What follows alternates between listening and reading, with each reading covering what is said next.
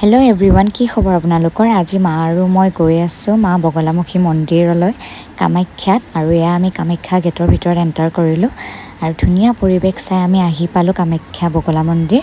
আৰু এয়া চাকি ধূপৰ যোগাৰ লৈ ল'লোঁ আৰু এতিয়া আমি ভিতৰলৈকে গৈ আছোঁ মন্দিৰৰ। আৰু আমি মন্দিৰৰ ভিতৰ আহি পালোঁ, পাই মেলি আমি চাকি ধূপ লগাই ল'লোঁ। আৰু এয়া হৈছে বগলামুখী মা। আৰু আমি চাকি ধূপ লগাই বাহিৰলৈ ওলাই আহিলোঁ। এতিয়া আমি গৈ আছোঁ কামাখ্যা মন্দিৰলৈ। আৰু এয়া আমি কামাখ্যা মন্দিৰৰ ভিতৰত আহি পালোঁ। আৰু ইফালে চাকি ধূপ লগাই আমি অকণমান গৈ আছোঁ বহিবৰ বাবে। যিহেতু বহুত বেছি গৰম, সেইকাৰণে আমি অকণমান এই গছৰ ছায়াতে বহি অকণমান ৰেষ্ট বহিছোঁ। তাৰপিছত আমি আহিলোঁ ভৈৰৱী মাৰ মন্দিৰলৈ আৰু ইয়াতে আমি কাছ আৰু মাছক মুৰি দিলোঁ। আৰু এইটো দেখিছে কাছ। তাৰপিছত আমি ভোগ খাই আমি মন্দিৰৰ পৰা ওলাই আহিলোঁ। আৰু এইটোৱে আছিল মিনি ব্লগ। যদি মিনি ব্লগটো চাই ভাল লাগিলে লাইক, কমেণ্ট এণ্ড শ্বেয়াৰ কৰি দিব। Thank U.